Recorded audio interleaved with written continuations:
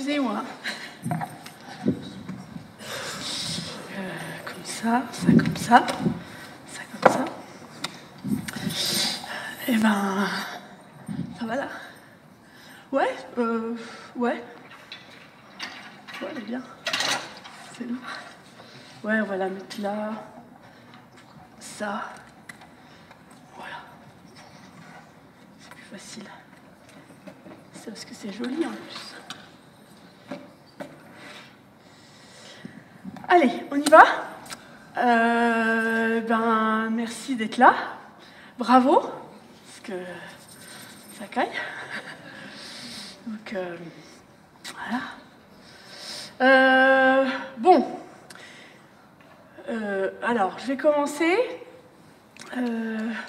Mais avant de commencer, je vais vous dire 3 trucs. Comme ça, je vous le dis. Puis après, je commence. Parce que c'est 3 trucs pas toujours faciles à dire. Et puis du coup, je les dis, puis comme ça, je suis tranquille, quoi. Alors, la première chose que je dois vous dire, avant de commencer, c'est que ben moi, j'ai plus du tout envie de travailler, en fait.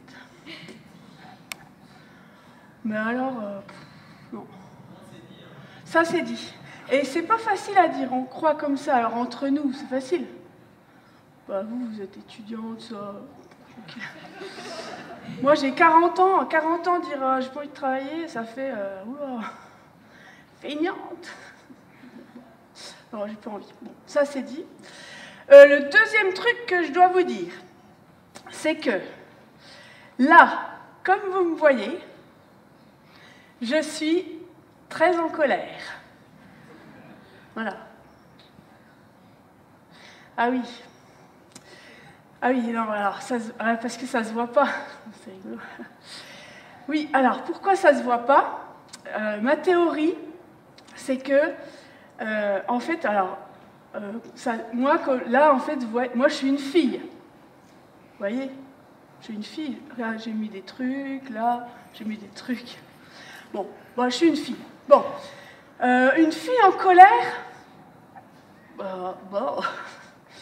non, une fille, ça se met pas en colère. Une fille, limite, ça peut être triste.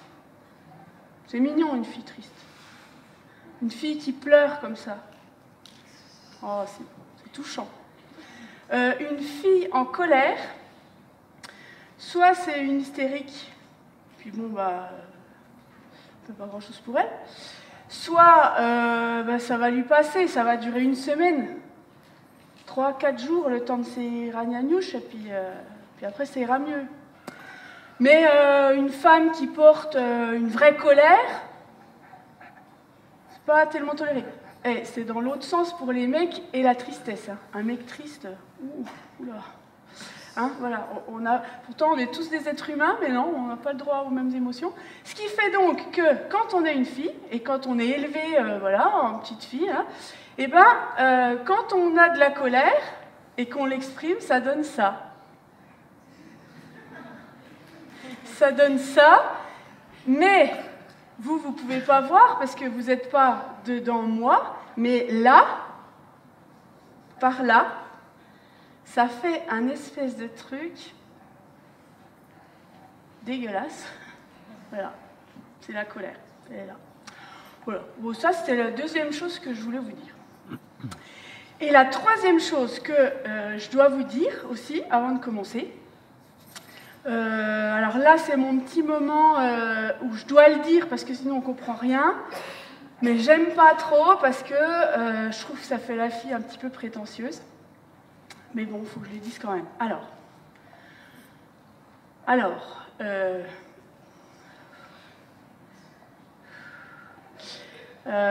j'ai en ma possession un... Oh putain, je sais pas comment on fait. Allez, j'y vais, j'ai en ma possession un très gros diplôme. Je possède un doctorat. Ah, j'aime bien quand ça... Un doctorat de socio-anthropologie du travail.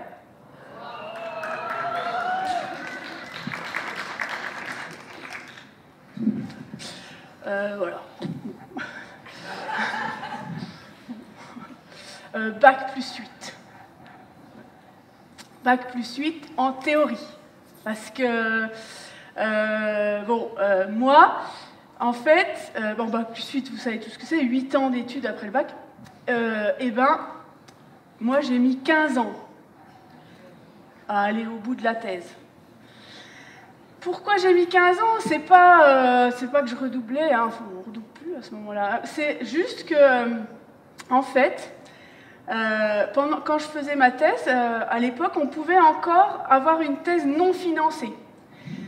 Donc, en fait, bac plus 5, vous savez, niveau master, et puis 3 ans pour faire une thèse.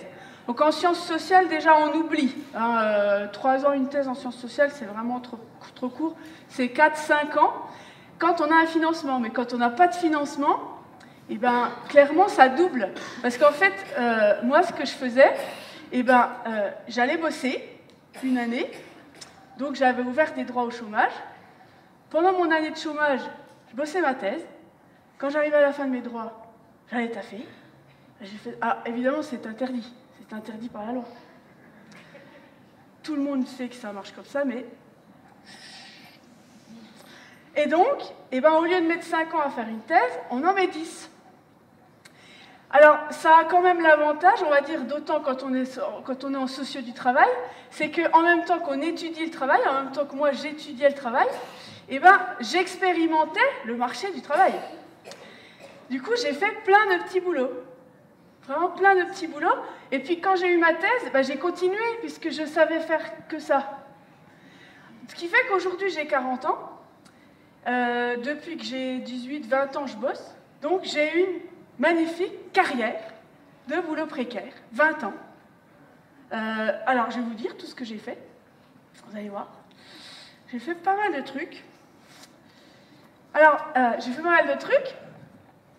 Évidemment que des temps partiels, ou des vacations, ou de l'intérim, ou des CDD. En 20 ans, j'ai eu un CDI. Un CDI à la Brioche Dorée.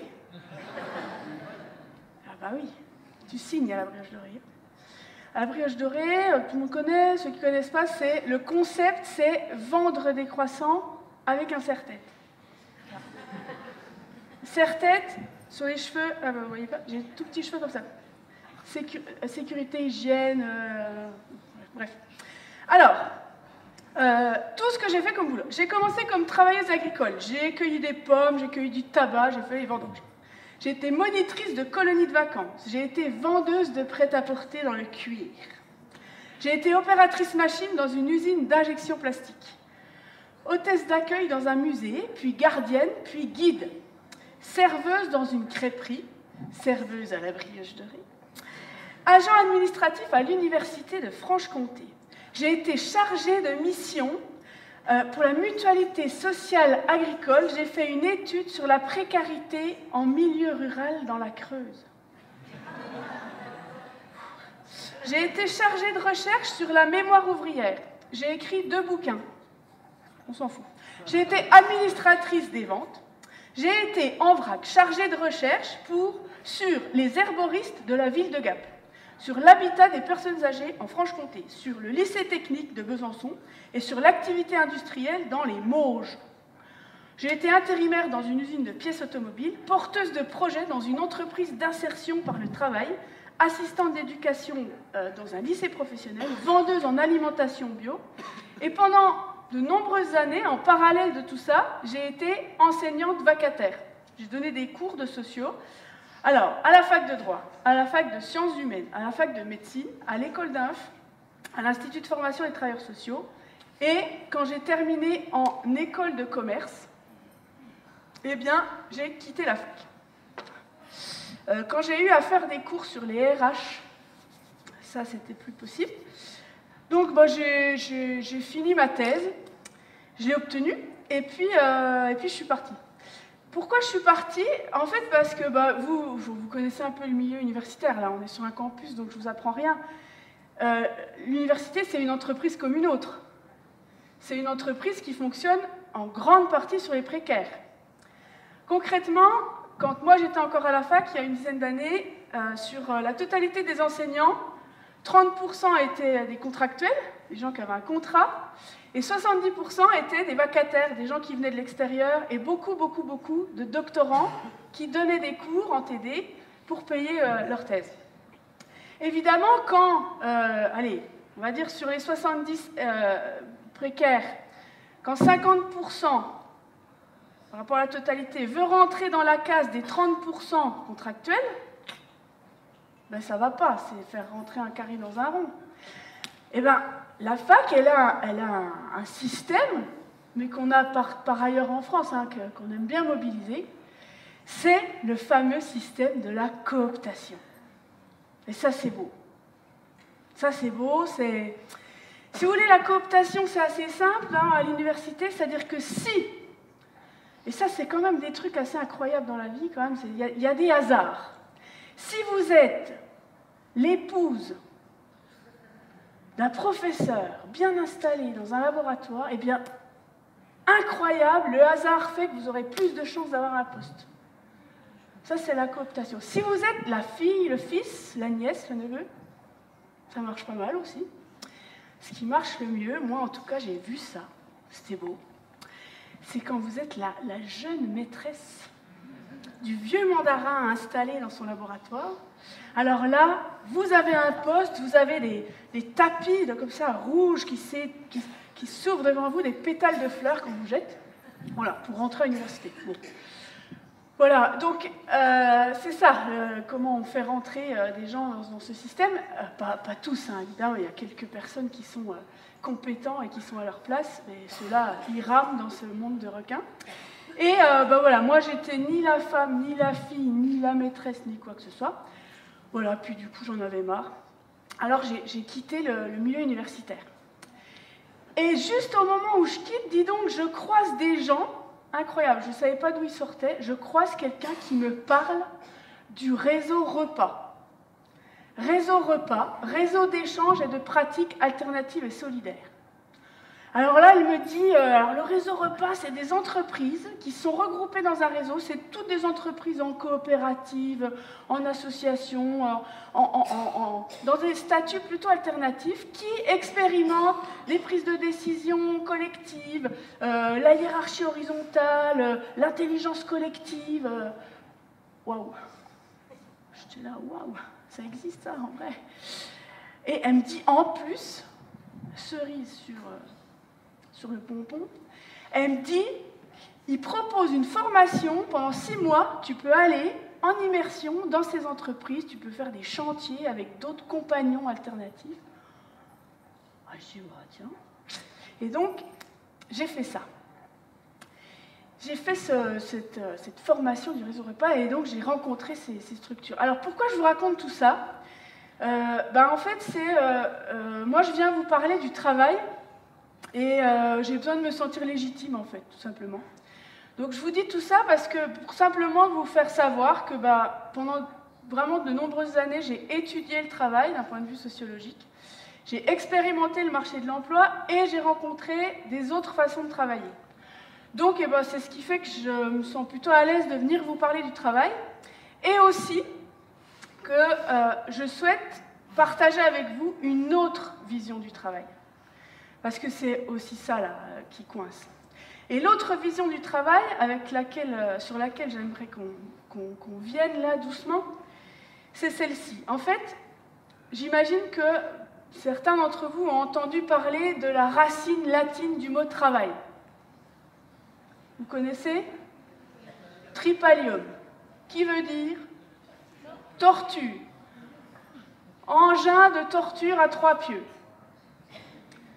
Donc vous imaginez bien que du coup, le travail, c'est fait pour en chier, si ça vient de la torture. Eh bien, sauf que ça, c'est des grosses conneries, en fait. C'est un faux parcours linguistique.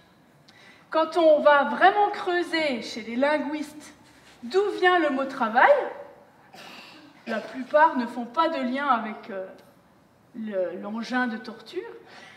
Certains font le lien, par exemple, alors quelqu'un a montré le lien qui existe entre le mot travail et la racine trabs, qui veut dire entrave, la difficulté d'avancer. Vous voyez les bœufs qui doivent travailler la terre et qui ont ce morceau de bois là, c'était ça, le traps.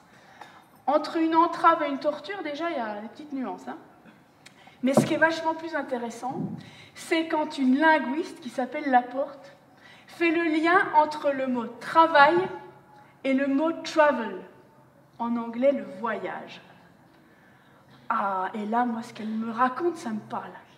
Elle nous dit, mais en fait, le travail, si on l'envisageait comme ce mouvement-là, cette mise en mouvement qui fait que je suis qui je suis à un moment T. Voilà. Et puis, je me mets en mouvement, je me mets à travailler, et ben, je me mets à voyager. Qu'est-ce qui se passe? Je vais à la rencontre de l'autre, j'apprends des choses pendant mon voyage, je me confronte à des difficultés et j'apprends avec les autres à résoudre cette difficulté. Et puis quand je m'arrête là un petit peu au moment T plus 1, je suis moi, nourrie de tout ça, nourrie de toutes ces rencontres, de tous ces apprentissages, j'ai changé, j'ai vécu, je me suis nourrie. C'est quand même plus sympa que se lever tous les matins en se disant putain, on est là pour en chier. Moi, ça me plaît, moi, le voyage, là. Et j'ai l'impression qu'avec le réseau repas, j'ai touché à des trucs comme ça. Voilà. Bon. Ben, ça, c'était l'intro. Ça va? Ça veut dire qu'on va être encore à peu près 1 heure ensemble. Ça devrait bien se passer. Si je fais bien mon taf, vous n'allez pas le sentir passer. Ok? Alors juste, moi j'ai peur que vous ayez froid. Ça va? Tout le monde est bien? Petite couverture, tout ça. Si à certains moments vous avez envie de vous lever, de vous frictionner les uns les autres même, ça vous fait plaisir, n'hésitez pas. Ou de changer de place. Moi-même j'ai froid, je vais peut-être un peu bouger. On va plus rigoler avec l'accordéon par exemple. Les doigts froids, ça va être magnifique. Voilà, qu'est-ce que je peux vous dire d'autre? Bon, on y va? On y va, allez. Alors, comment commencer?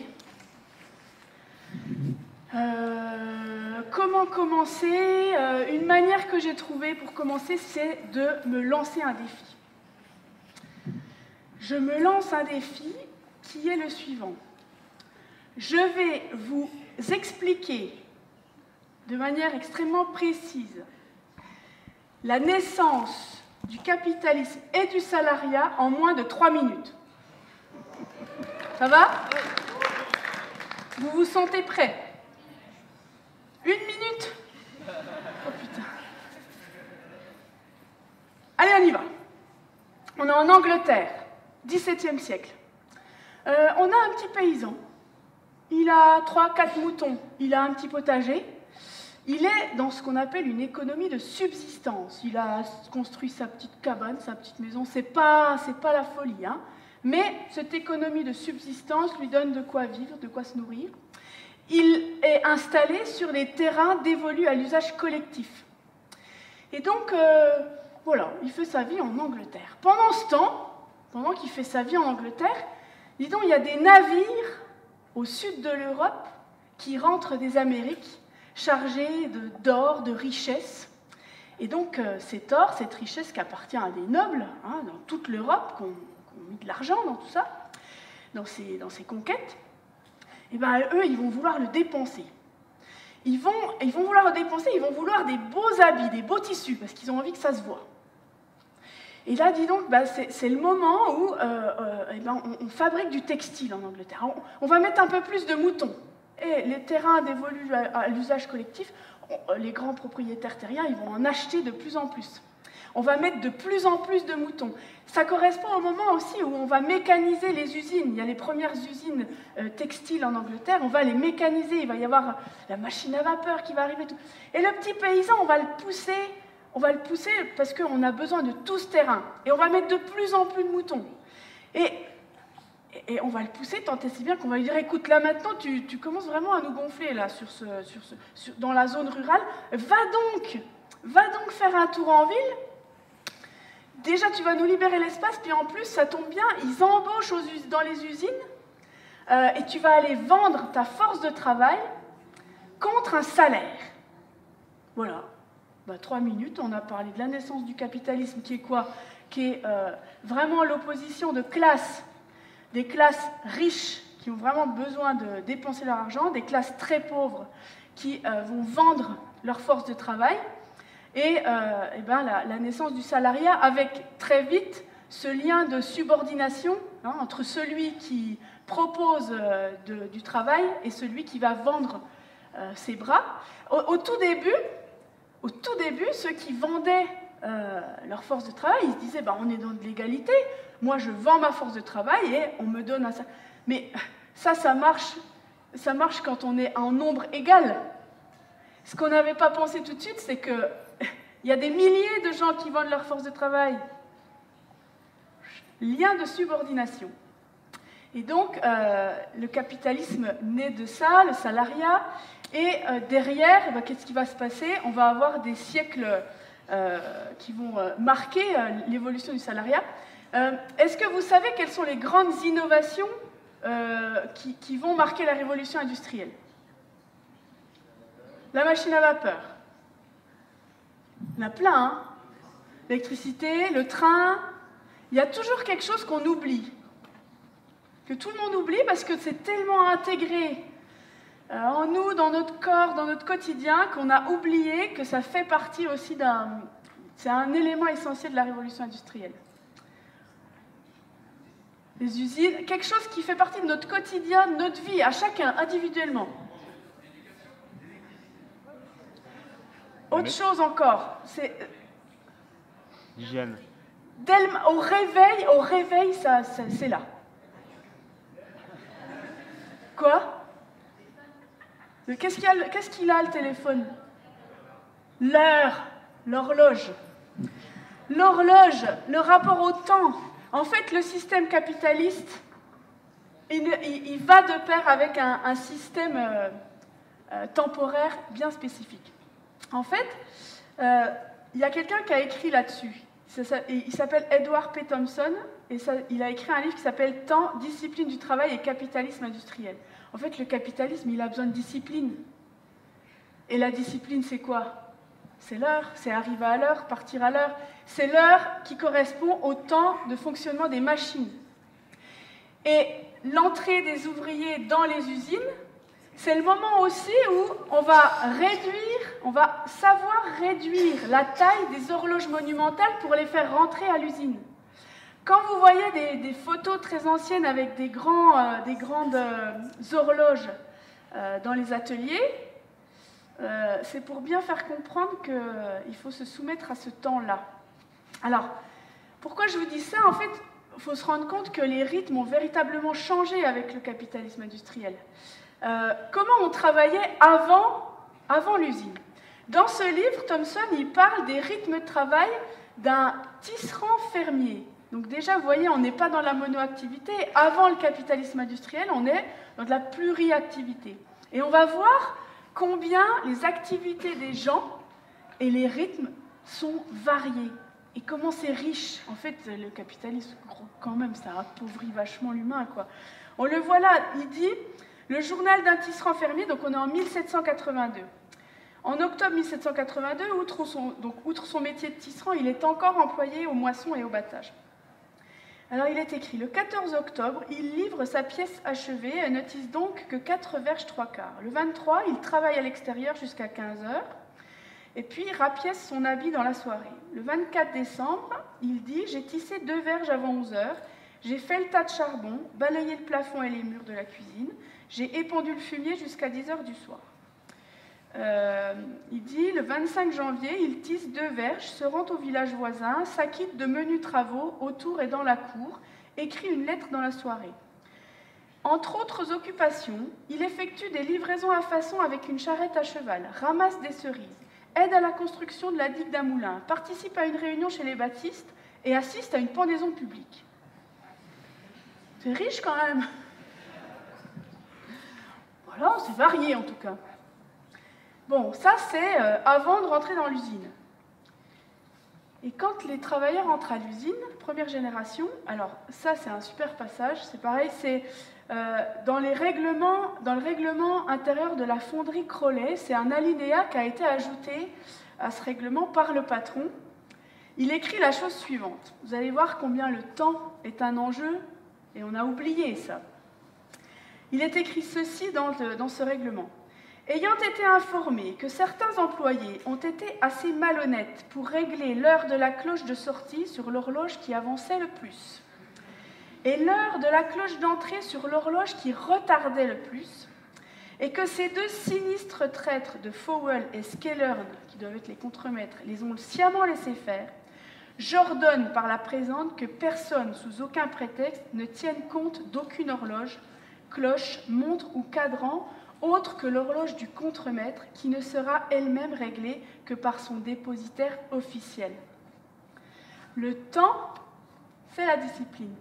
L'horlogerie mécanique, vraiment, se développe à partir de la naissance du capitalisme industriel. Et on va voir que les grands changements de la mesure du temps accompagnent le système capitaliste. C'est quand même merveilleux, ça. Qu'est-ce qui va se passer après ? Donc, on va faire rentrer ces travailleurs. Vous voyez, ils négocient. La première négociation, c'est ça, c'est de jouer avec le temps, de savoir à qui il appartient. Très vite, c'est défini, il appartient au patron. La deuxième génération, qu'est-ce qu'elle va faire ? Elle va négocier autrement, elle va dire, OK, le temps, il vous appartient, mais nous, on va négocier combien de temps on travaille par jour. Et ça va être les premières luttes sociales, les premiers acquis aussi, ce qu'on pourra appeler les conquis sociaux. En fait, ce qui va se passer au 19e, c'est un siècle quasiment de révolte. En fait, les travailleurs ne sont pas du tout écoutés pendant un siècle. C'est des gens dont on a peur. Les patrons en ont peur. Donc dès qu'ils se révoltent, ils sont repoussés. C'est l'armée qui a appelé, c'est vraiment, on tue les travailleurs en fait. Et puis, c'est au 20e seulement que la négociation va se mettre en place. Je vous ai dit tout à l'heure que le système capitaliste, il met en place des rapports de subordination entre celui qui propose le travail et celui qui vend sa force de travail. Et qu'est-ce que c'est qu'un acquis social ? Eh bien, en fait, c'est lorsque l'État arbitre pour rééquilibrer ce déséquilibre initial. Quand l'État octroie des droits à des travailleurs, c'est qu'il prend la mesure que le rapport est inégalitaire et donc arbitre pour les salariés. Et donc cet arbitrage, ça donne plus d'un siècle de lois. Alors, si on visualise, ça fait à peu près tout ça de lois. Je ne vais pas tout lire en détail. Je vous donne quelques grands points des conquis sociaux. Ce ne sont pas des acquis. Hein. Les mots sont importants. Les conquis sociaux, il a fallu se battre pour que l'État octroie ses droits. Ce ne sont pas des avantages, mais des droits. La toute première loi, elle concerne l'interdiction du travail des enfants, en 1841. En 1848, la journée de travail de 12 heures. Loi sur la journée de travail, 12 heures dans les ateliers mécanisés. En 1884, première loi autorisant les syndicats. 1906, première loi autorisant un jour de repos hebdomadaire. Est-ce que vous savez d'où est né ce jour de repos hebdomadaire? Comment il a été conquis?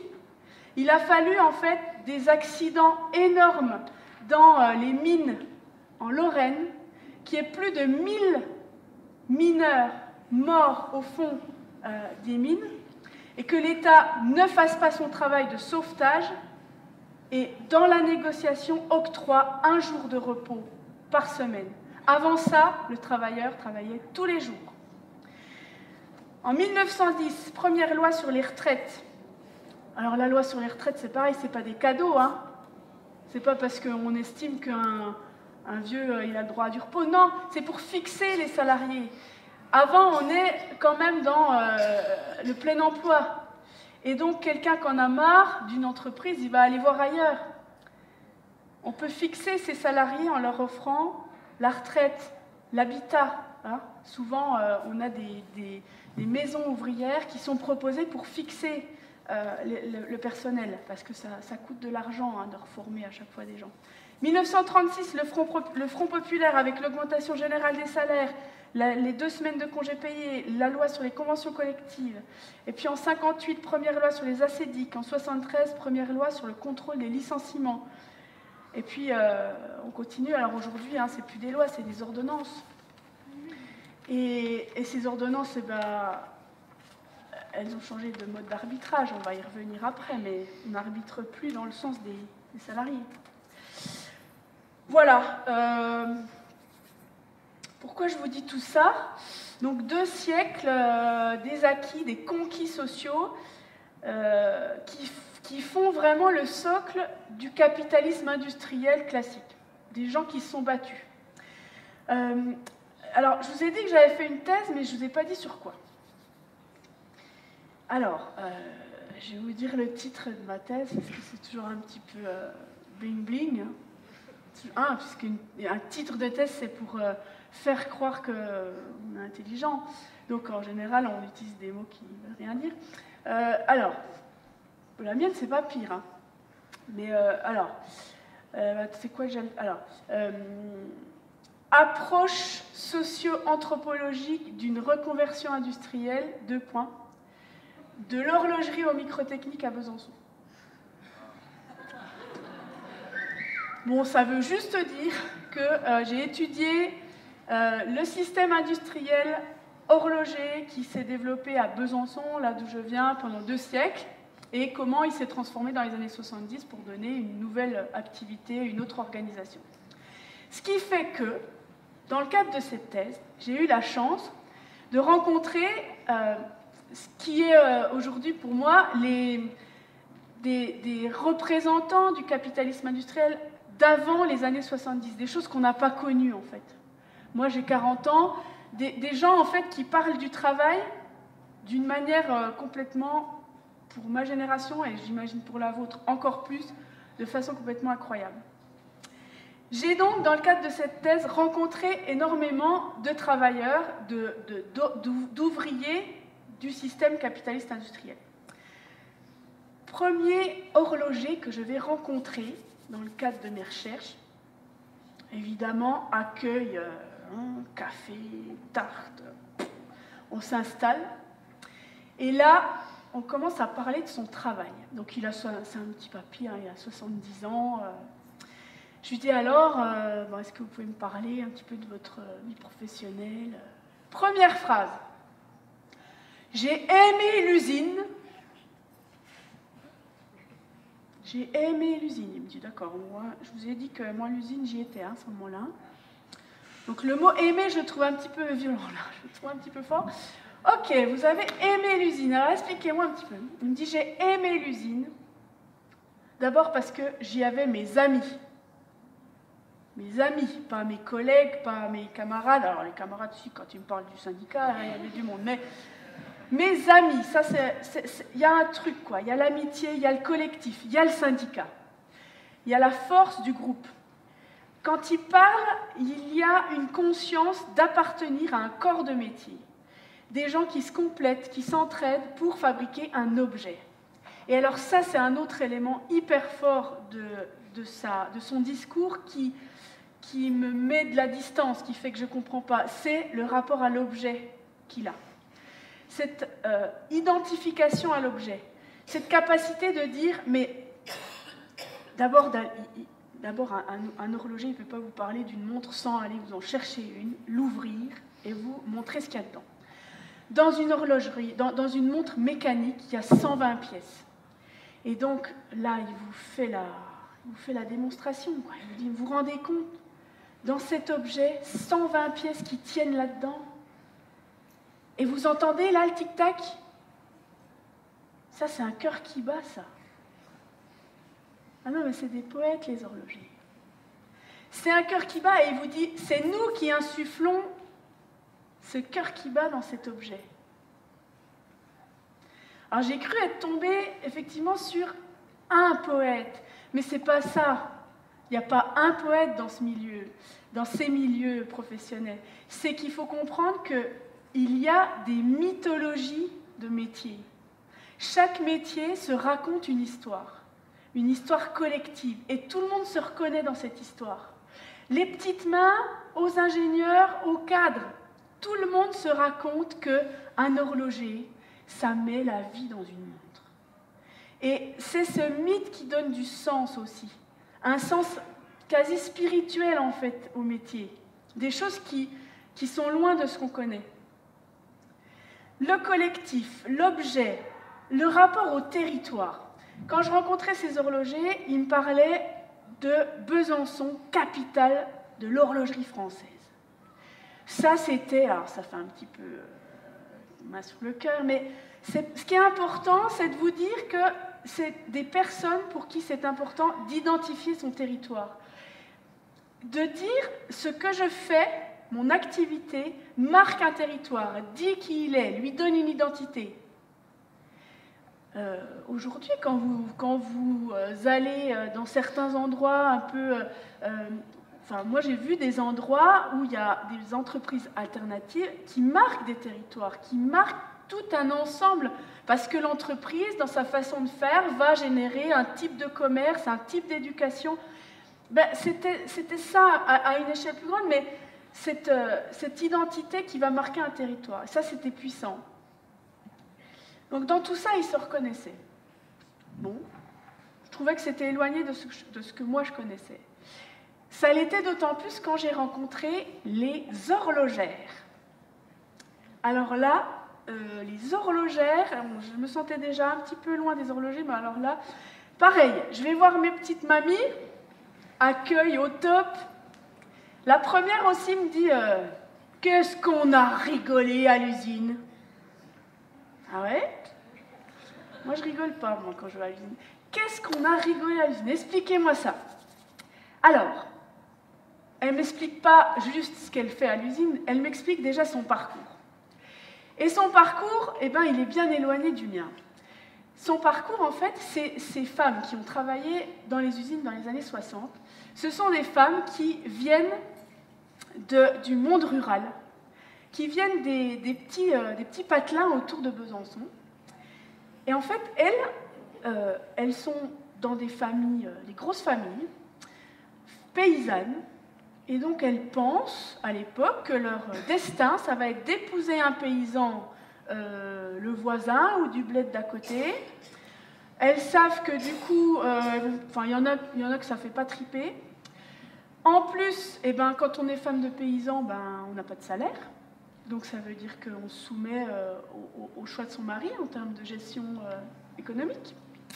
Et tout à coup, on a des entreprises qui viennent de la ville, qui affrètent des bus et qui vont chercher ces jeunes filles. À l'époque, elles ont 17, 18, 19 ans. Ils vont les chercher en bus et ils leur disent « Écoutez, c'est bien simple, on vient vous chercher tous les matins, on vous ramène tous les soirs. Vous allez travailler dans les usines, c'est des grandes unités de production, vous allez être des centaines de jeunes nanas à produire des montres et on va vous donner un salaire. » Ah tu m'étonnes qu'elle s'éclate à l'usine. Hein, entre ce qui était prévu, puis tout d'un coup, ce qui peut se passer. Parce qu'après, c'est pareil. Dans le rapport de couple, elles se marient, mais elles ramènent un salaire. C'est plus la même. Premier élément, leur parcours. Et là, pareil, elles me disent, mais à l'atelier, mais c'était la folie, quoi. On était des centaines, c'était des grandes unités de production. Donc, d'abord, le poids face au contremaître, il est là. C'est des petites mains, c'est pas l'éclate, c'est pas des métiers très intéressants, mais elles vous disent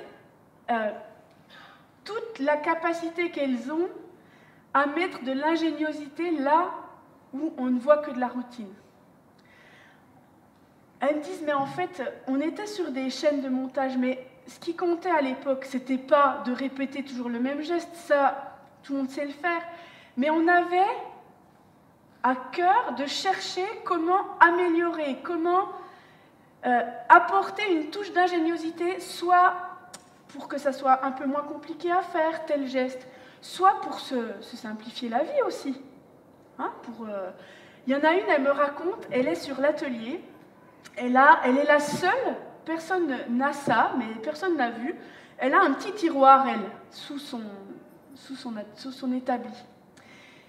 Et elle dit, alors moi, j'avais mon petit tiroir, ce qui fait que quand les réveils la passaient sur la chaîne, moi j'en faisais un petit peu d'avance. Et puis j'en mettais dans mon tiroir. Comme ça, quand ça speedait un petit peu, oh là là, moi je ne me stressais pas, je sortais mes petits réveils. Et puis quand une copine avait un problème sur la chaîne, eh bien, on pouvait remettre ses réveils, ça ne faisait pas perdre de temps, et on pouvait aller lui donner la main. Donc toute cette ingéniosité, c'est ça en fait le travail humain. Le travail humain, personne n'est fait enfin sinon on met des robots, personne n'est fait pour répéter la même tâche. Par contre, amener une touche d'ingéniosité, amener la petite chose qui va faire que ça, les travailleurs, c'était ça qu'ils cherchaient à faire. Et puis, il y avait autre chose qui était important pour elles et pour les hommes aussi, c'était l'ambiance.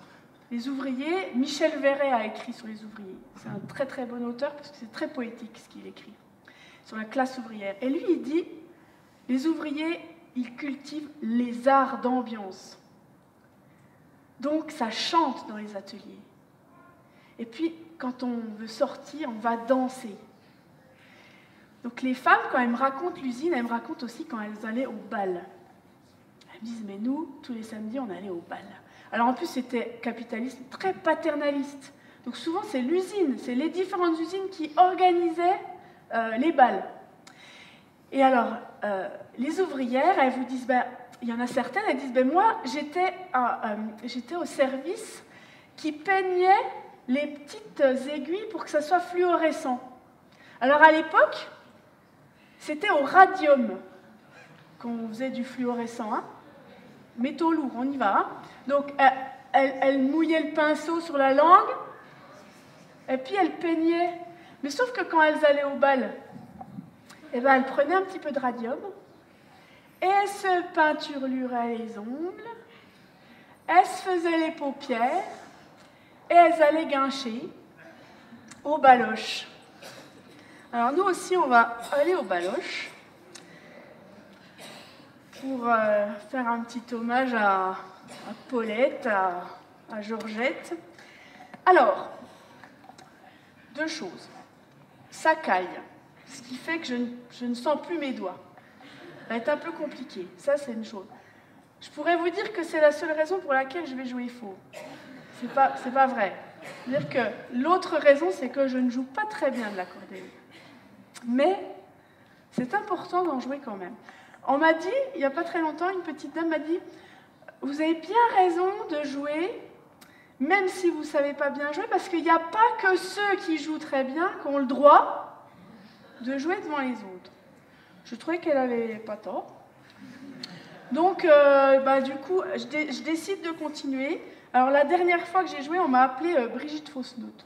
Je trouvais que c'était un petit peu dur, mais je vais essayer quand même. Voilà. Bon, puis si c'est trop dur, j'arrête. Puis on chante, ou je sais pas, on fait autre chose. Pardon, hein. Ça va, réchauffez-vous pendant ce temps aussi, vous, hein. Bougez un peu. Ça va? Allez, on y va. On va au bal.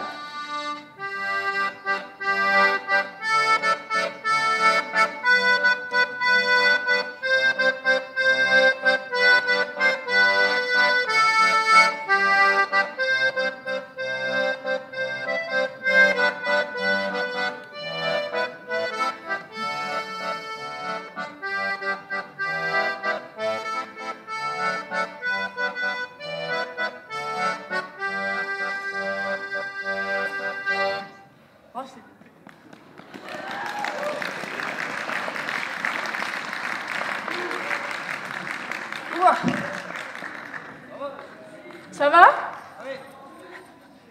Bon, ça c'était avant. Hein. Ça c'était avant les années 70.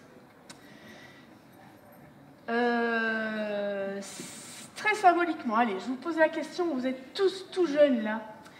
Est-ce que ça dit quelque chose à quelqu'un? Alors ceux qui savent, vous dites pas, mais vous levez la main, tiens. Est-ce que ça dit quelque chose? Grand mouvement social 1973 Besançon. 1, 2, 3, 4, 5, 6. Putain, pas beaucoup. Hein. Besançon 73, mouvement social. Allez-y, ceux qui savent. LIP. Ceux qui ne savaient pas, ils ne savaient vraiment pas. Alors, c'est normal. Non, mais ne vous inquiétez pas, c'est normal. Et c'est là qu'il y a un gros problème dans notre système éducatif et tout ça. C'est pas possible qu'on ne transmette pas ça. Alors, on va en parler. Je vais vous raconter ce qui s'est passé. En 73, on est à Besançon. LIP, c'est une très grosse usine d'horlogerie. Hein? Moi, je parle de ça, c'est ce que je connais. Alors, c'est la seule manufacture horlogère en France. C'est-à-dire, on y fabrique des montres, on fabrique les pièces et puis on les assemble. LIP, c'est une marque qui est très reconnue en France. Pratiquement tout le monde a sa LIP. C'est de la montre ordinaire, de la bonne qualité. 200 ans, elle a l'usine. Et en 73, l'usine, elle est confrontée, comme toute l'horlogerie, le système horloger, il est confronté à la crise du quartz. C'est l'émergence de l'horlogerie électronique. Petite parenthèse, je vous dis tout à l'heure que le système capitaliste, il va de pair avec les systèmes de mesure du temps. Bah tiens, c'est marrant, dans les années 70, c'est là que l'horlogerie électronique apparaît. C'est là qu'on a une grosse modification, qu'on a le capitalisme industriel qui passe au capitalisme financier. Hein, parce que pour qu'il y ait de la mondialisation et pour qu'il y ait toutes les transformations qu'on connaît, il faut que l'heure entre dans les machines. Donc le temps, il est vraiment partie prenante de ce système. Je ferme la parenthèse. On est chez LIP. LIP est en train de sombrer parce que, enfin sombrer, on n'en est pas là, mais LIP se casse la figure parce qu'ils veulent essayer de faire de l'horlogerie à quartz, mais ça coûte une fortune, ça coûte beaucoup trop cher. Donc ils vont commencer à vendre, LIP, le patron, va commencer à vendre des parts. D'abord à ses cadres. Et puis, il est pris parce que pour financer la recherche de moteurs électroniques, il faut de l'argent. Donc il va vendre des parts à Ebochessa, qui est l'ancêtre de Swatch, du groupe Swatch. Bon, donc c'est pas des copains, hein, enfin, voilà, mais allez, c'est vraiment la galère, donc il leur fait confiance quand même. Et donc, qu'est-ce qui se passe? Eh bien, LIP se fait avoir, hein, le patron se fait avoir. En fait, Ebochessa va racheter les parts jusqu'à devenir actionnaire majoritaire. Et là, eh bien, la proposition clairement des administrateurs d'Ebochessa, c'est on licencie, on démantèle. Les syndicats chez LIP, ça, c'est pas possible. En fait, les syndicats vont recevoir les administrateurs provisoires d'Ebochessa qui font cette proposition-là. Et parce que les syndicats sont persuadés qu'il y a quelque chose à faire avec cette usine, qu'elle est viable. Ils ont un projet, ils veulent vraiment proposer quelque chose. Donc, quand ils reçoivent les administrateurs, alors c'est là qu'on prend la mesure aussi de la coopération à l'époque, tous les travailleurs sont présents à cette réunion. Tout le monde est présent dans une immense salle. Par contre, la réunion se passe dans une pièce qui est sonorisée pour que tout le monde entende ce qui se passe. Et ce qui se dit donc dans cette salle de réunion, c'est que Ebochessa ne fera rien. Et là, les syndicats disent non, c'est pas possible. Si vous voulez, nous, on veut vraiment vous présenter un projet, donc on va vous séquestrer. Voilà. C'est comme ça pour se faire écouter. Bon. Séquestration, et puis il y a une pochette à un moment dans la soirée qui est ouverte, où les gens se rendent compte qu'il y a écrit des choses assez violentes, du style tant de personnes à dégager. Hein, c'est les pochettes des administrateurs. Donc ça fait monter la tension. Finalement, les administrateurs sont libérés dans la nuit parce qu'il y a de la violence qui monte et que les syndicats ne veulent pas de cette violence-là. Donc au milieu de la nuit, il n'y a plus d'administrateurs, mais aucun travailleur ne veut quitter les lieux, en disant c'est pas possible, on ne laisse pas cette usine comme ça. La discussion se fait en Assemblée Générale, il y a à peu près 800 travailleurs qui sont là. Première idée qui sort, c'est on ne peut plus négocier, on n'a plus de moyens de pression là. Il y a quelqu'un qui dit bah, on pourrait avoir un moyen de pression, qu'est-ce qui les intéresse? C'est l'argent, le nerf de la guerre là. Nous, dans cette usine, il y a de l'argent puisqu'il y a des montres, et il y a des montres de luxe aussi. Il y en a pour des millions de francs là. Quand cette idée elle sort, c'est scandale. C'est un scandale parce que la culture ouvrière intègre l'idée que l'objet qu'il fabrique ne lui appartient pas. Donc l'utiliser, c'est une forme de vol. Mais très vite, ce qui se dit à cette réunion, c'est mais on vole qui? On vole quoi? On veut démanteler cette usine? Nous, on veut la sauver. C'est à nous ces montres. Et donc, le consensus se fait, tout le monde se met en mouvement, et pendant plus d'1 heure, tout le monde va charger des plaques et des plaques de montres dans les voitures pour aller les cacher dans des lieux aujourd'hui encore inconnus, pour certains, pas pour les anciens qui rigolent bien quand je dis ça, dans le Jura, qui me font « Oui, on ne savait pas ». Donc ils vont cacher ces montres et c'est le trésor de guerre. Ils vont pouvoir négocier. Ils vont pouvoir négocier avec les politiques. L'IP va vraiment vouloir faire passer à l'État que l'usine est viable. Et donc, il faut les soutenir. La négociation, ok, ils ont ce trésor de guerre. Mais quand même, très vite, au bout de 15 jours, ça s'essouffle. Comment on tient les troupes? Comment on maintient le fait que les gens viennent? On est en grève, là. Ça ne travaille plus. Et puis, il y a certains camarades de l'époque commencent à dire « Mais attendez, moi, là, je peux pas vivre sans rentrer de salaire, là. Enfin, j'ai une famille, j'ai des enfants. Comment on va faire ?» Et dans l'équipe, il y a des meneurs. Il y a un prêtre ouvrier qui s'appelle Ragnes, qui un soir va rencontrer Charles Piaget, qui est le leader CFDT, et il va lui dire « Écoute, pour mobiliser les troupes, Charles, moi j'ai une idée. » Il va lui soumettre son idée. Et Piaget, il va lui dire « Écoute, moi j'y crois, mais il faut que tu en parles à l'Assemblée Générale. Il y a des AG tous les matins, avec les centaines de travailleurs qui restent là. » Et le matin, il va à l'Assemblée Générale et il va soumettre sa proposition. Donc il monte sur l'estrade, et là, il harangue ses camarades, il leur dit « Camarades !» Alors, si moi je suis sur l'estrade, donc vous êtes libre. J'ai oublié de vous dire. Ok? C'est vous là. Vous êtes en pleine manif. Vous êtes en train de sauver cette usine. Ok? Ah! Voilà, là on a des camarades, on va le refaire. Attention, camarades! Ouais! Libre, c'est possible! Ouais! On fabrique, on vend, on se paye! Ouais! Ça c'est classe. Bah ouais, ils proposent de l'autogestion les gars, tout simplement. Et les filles aussi. Regardez, on m'a fait un petit cadeau il n'y a pas longtemps.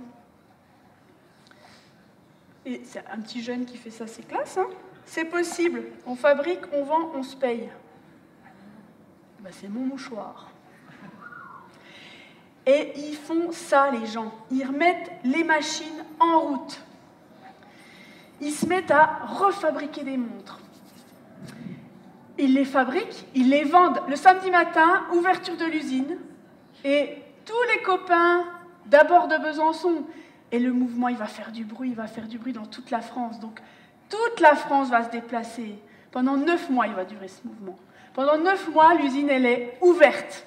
C'est fini les portes fermées, c'est fini la hiérarchie descendante qui dit qui va où, qui entre où. Tout est ouvert. Il y a des photos magnifiques chez LIP avec les enfants qui jouent dans les grandes allées, qui poussent les chariots, parce que la vie, elle se fait dans l'usine. Et donc, vous avez les travailleurs, les camarades qui viennent le samedi matin, qui viennent acheter les montres fabriquées par les LIP. Aux yeux de l'État, ce sont des resellers. Vous imaginez, on va acheter des montres fabriquées par des copains, il n'y a pas de patron. Oh, le rêve. Et donc, 9 mois de mouvement comme ça, ils vont donc vendre les montres. L'été, ils vont descendre en 4L LIP, vendre des montres sur la plage. Vous imaginez ils se battent pour faire reconnaître ce mouvement. Et évidemment, alors vous imaginez, on est en 73. 68, ça a 5 ans. Il y a 5 ans que les choses n'ont pas donné ce que beaucoup espéraient. Et donc, 5 ans après, vous avez un mouvement social qui prend une ampleur nationale, qui est reconnu au niveau du pays, où on dit il y a une usine de presque 1000 personnes qui tournent sans patron et qui marchent. Ils se sortent leur salaire eux-mêmes en liquide. Ils se font des grosses enveloppes. Ils ont même presque réussi à être à salaire égal. Ils ont essayé, ça n'a pas marché. Mais ils l'ont tenté. Bon, 9 mois. 9 mois de mouvement, ils vont gagner cette bataille, les LIP. Ils vont gagner cette bataille parce que le retentissement à l'échelle nationale est tellement fort. Il y a eu la plus grosse manif en 73 à Besançon, il y a eu 100 000 personnes pour une petite ville comme la nôtre, c'est-à-dire que la manif commençait au centre-ville, finissait dans la campagne. Il y avait les gens du Larzac, il y avait tout le Larzac, il y avait les usines Renault, il y avait tout ce qui était en mouvement qui s'était regroupé à Besançon en soutien. Donc les LIP, ils ont gagné cette bataille. L'État a soutenu la reprise de cette usine, mais c'était céder une bataille pour leur faire perdre la guerre, puisqu'il y avait une conscience que le monde horloger était en crise, vraiment, la technologie avec le quartz, et évidemment, les syndicats patronaux ne pouvaient pas laisser passer ça. Donc, on les a laissés reprendre, on a laissé la réouverture, la réembauche de tous les salariés. Mais dès que 2 ans après, LIP a eu des difficultés, l'État a véritablement détruit l'entreprise. C'était fini. Clairement, le Premier ministre avait dit à la radio, c'était Mesmer à l'époque, LIP, c'est fini. LIP, c'est un symbole. À mes yeux, dans le travail que j'ai fait, c'est le symbole de la fin d'un monde, du système capitaliste industriel où des travailleurs, ensemble, se regroupent pour défendre leur outil de travail. C'est le moment, dans les années 70, où on bascule. C'est la mondialisation, c'est la tertiarisation. Je vous l'ai dit, c'est ce nouveau système de mesure du temps qui entre véritablement dans les machines. Hein ? Un ordinateur, il a le temps en lui. Toutes les machines ont le temps en elles. Et donc, on a ces modifications profondes du système, et on passe du capitalisme industriel au capitalisme financier. Et donc, un nouvel arbitrage.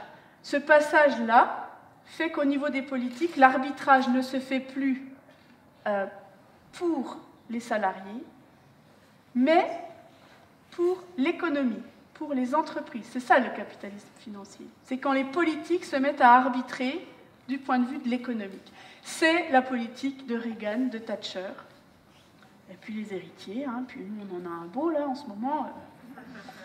Lui, il y va. Capitalisme financier.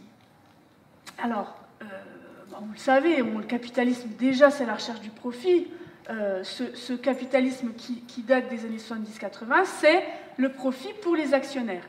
Donc, le profit partout. On va vraiment en chercher partout, là. Et donc, il faut mettre en place des outils pour faire encore plus de profit. Et l'outil merveilleux, alors qui existe depuis la fin de la Première Guerre mondiale, mais qu'on va vraiment développer depuis les années 70, c'est cette merveille qu'est le management. Le management. Alors, il y a quelqu'un qui a écrit sur ce sujet, moi j'aime beaucoup ce qu'elle raconte, c'est Marianne Dujarier. Elle a écrit un bouquin qui s'appelle « Le management désincarné ». Elle nous explique en fait dans ce livre clairement que en fait, le management repose sur 3 grands dispositifs, toujours les mêmes, et qu'on soit dans le public, dans le privé. Les 3 grands dispositifs du management sont les suivants, et vous en avez tous entendu parler. Le premier, on est bien d'accord que tout ça, c'est pour le contrôle du travail. Contrôler pour rendre toujours plus productif et rentable. Premier protocole, premier dispositif, faire remonter des chiffres. Si on veut contrôler le travail, il faut faire remonter les chiffres. Alors, faire remonter des chiffres, tout comptabiliser. Alors, quand je dis ça, par exemple, quand j'ai un public, beaucoup de travailleurs sociaux, ils sont là, ils n'en peuvent plus, quoi. C'est-à-dire qu'aujourd'hui, un travailleur social, il est en contact avec son public, quoi, je sais pas, 20% du temps. Sinon, il remplit des papiers, quoi. Il remplit des tableaux. Pareil, un truc assez affolant. Moi, je croyais bêtement que quand j'appelais, je ne sais pas où, une plateforme téléphonique et qu'on me disait « cet entretien est susceptible d'être enregistré », je croyais que c'était pour fliquer le travailleur. Déjà, du coup, j'avais pas envie que ça soit enregistré. Mais non, c'est un petit peu... C'est encore plus tordu que ça, je n'avais pas compris, moi. C'est que, en fait, la conversation est enregistrée pour être rentrée dans des programmes, dans des logiciels où des logarithmes calculent le nombre de fois où vous employez tel ou tel mot, de manière à ce que la prochaine fois qu'on vous appelle, on vous parle avec les mots qui vous touchent, vous. C'est ça, faire remonter des chiffres. On va compter combien de fois vous avez dit le mot téléphone portable. C'est magique, ça. Premier dispositif. Deuxième dispositif, appliquer ou faire appliquer des protocoles. Ah oui, ça c'est comme ça qu'on contrôle le travail. Alors ça a plein de noms, protocole, processus, procédure, méthode, qualité. Alors là c'est pareil. Là quand vous dites ça devant le milieu hospitalier, ils sont là. Et à chaque fin de conférence, quand il y a des gens du milieu hospitalier, j'ai quelqu'un qui vient me dire « je quitte ce système, je n'en peux plus » de ces protocoles où il n'y a aucune place pour l'humain. Je dois laver, par exemple, une personne, eh bien, j'ai tant de temps pour faire ça, pour la savonner, j'ai tant de temps pour l'essuyer, j'ai pas 1 minute pour lui parler. Non, ça n'a pas d'importance. Voilà. Deuxième, donc, dispositif. Le troisième dispositif du management, alors celui-là, il est magique et magnifique, c'est le dispositif d'enrôlement, c'est-à-dire la construction d'un discours qui fait que faire remonter des chiffres et appliquer des protocoles, c'est l'objectif du travailleur et c'est ça qui va le rendre heureux. Donc les cadres, souvent, sont formés dans le cadre de colloques pour intégrer ce discours faisant que faire remonter des chiffres et appliquer les protocoles, c'est ça notre bonheur, c'est ça le bonheur de l'humain. Alors, clairement, ce discours, Marianne Dujarier, elle l'a résumé. Et moi, je trouve que tous les mots du système sont là. Donc, je vais vous le lire, tiens. Elle écrit, ces discours sont remarquablement similaires d'un milieu de travail à un autre, comme s'ils relevaient d'une sorte de script langagier managérial. De manière identique, ils insistent sur la nécessité vitale pour l'organisation de s'adapter à un environnement décrit comme menaçant. L'entreprise ou le service public doivent être performants, soit pour combattre la concurrence, soit pour réduire les déficits publics dans une période dite de crise. L'organisation doit anticiper, s'adapter, changer, innover, atteindre le succès.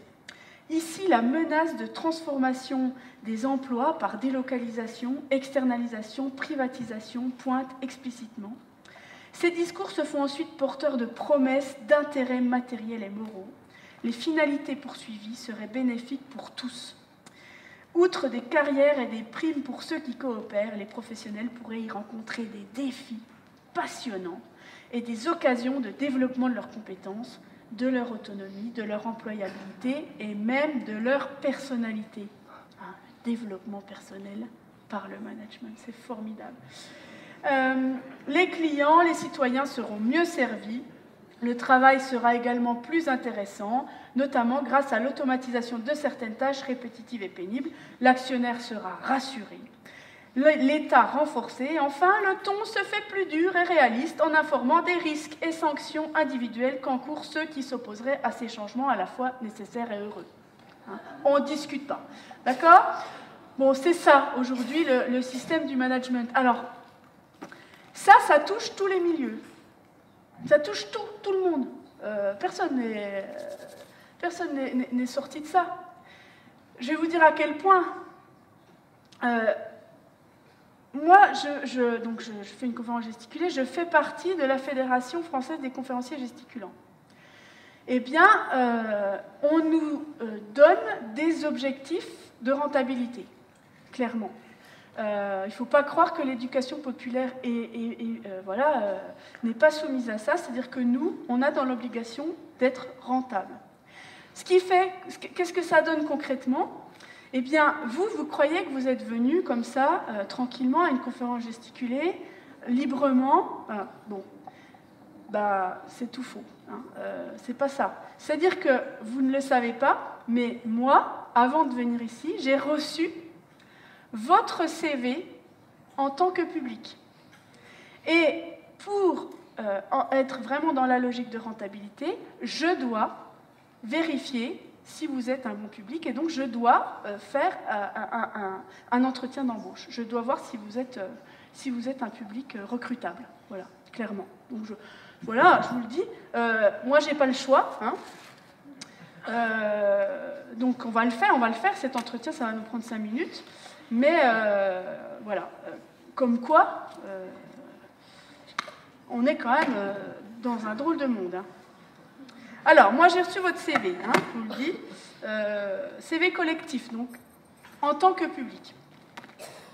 Bon, je reprends. Hein. Alors, je vois qu'il y a des choses intéressantes, hein, clairement. Je vois que vous avez déjà de l'expérience en tant que public. Hein. Voilà, donc ça, c'est bien, déjà, c'est important. Est-ce que vous pouvez me citer dans quel festival vous avez déjà cette expérience? Carnaval humanitaire. Très bien. Là, je note parce que c'est très bien. C'est des petits jeunes qui font des trucs sans sas. Quoi d'autre? Aurillac. Gypsy. Alors, très bien, Gypsy. Ça se passe où? Comment c'est? La Croix-Rousse à Lyon. Très bien. C'est un petit peu punk, comment ça? Moi j'aime bien quand c'est punk, moi. Voilà. Ouais? C'est bien à gauche? Bon. Très bien, je prends. Moi j'ai eu l'autre fois le Fouilla Fest. Je ne savais pas du tout ce que c'était. Très bien. Est-ce qu'on a un petit peu d'expérience en tant que public de conférences gesticulées? Bitumer des plumes, très bien. Alors là, c'est... Hein, je ne connais pas, mais c'est très bien. Je sens que c'est très bien. Expérience de conférencier gesticulant. Conférence gesticulée, vous en avez déjà vu? Franck Lepage, très bien. On cite Franck Lepage systématiquement. Hein, on le met dans la conversation, on dit qu'on le connaît, c'est très bien. Bravo, très bien.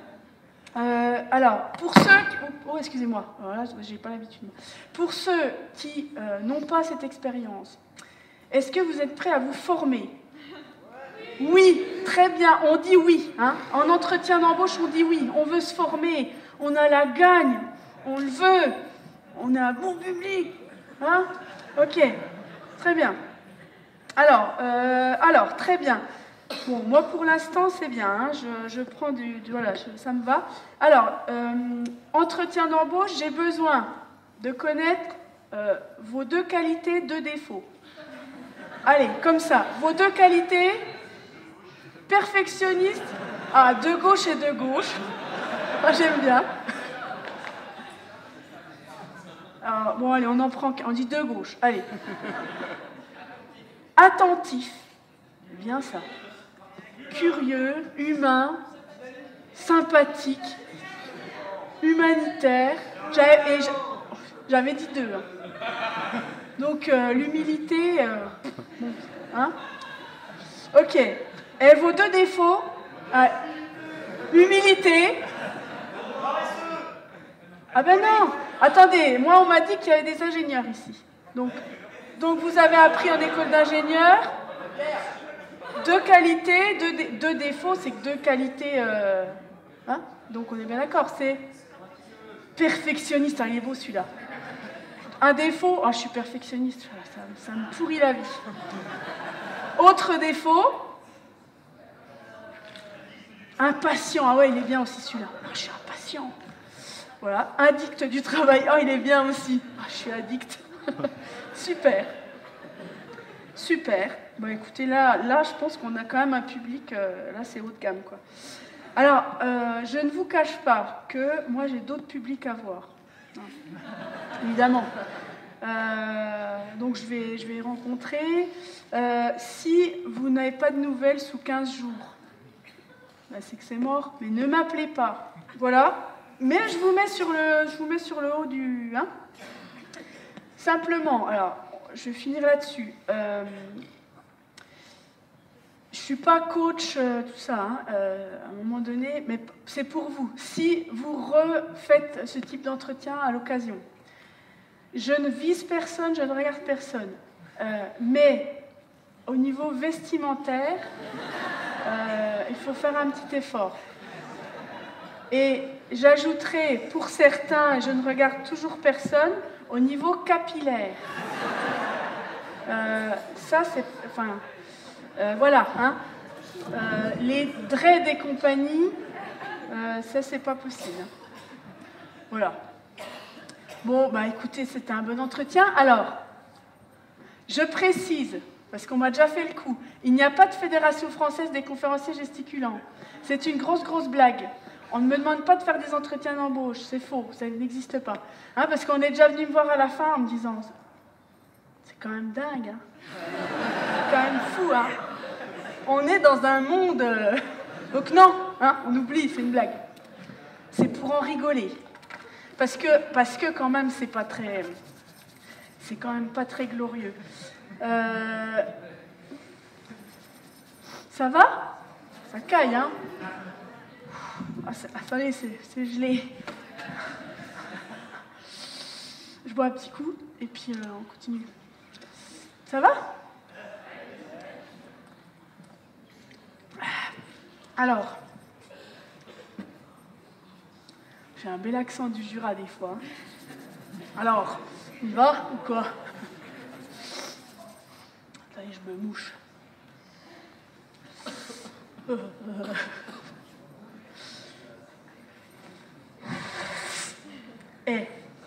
Bon, là, on a rigolé un petit peu, mais quand même, c'est vachement pathétique, quoi. Capitalisme financier. Tout à l'heure, là, j'ai pas entendu, moi, ce qu'il disait sur YouTube, ça a l'air trop bien. Mais en tout cas, j'ai entendu qu'il parlait de la notion de flexibilité. Moi, je vais vous parler aussi de la notion de flexibilité. Je vais vous dire concrètement ce que ça donne. Parce qu'il y a la flexibilité sur le marché de l'emploi. Hein, vous avez vu, ça peut donner ça. Hein. Je fais ça, après je fais ça, journée croissant, j'écris des livres. Mais la flexibilité, ça va plus loin, ça va dans l'entreprise. La flexibilité, elle va jusque dans les ateliers. Aujourd'hui, dans un système de production, il faut que les ateliers soient flexibles pour être toujours plus rentables. Moi, j'ai eu l'expérience, j'ai travaillé dans une usine qui fabrique des luminaires automobiles. Et donc, j'ai vu ce que ça donnait, la flexibilité.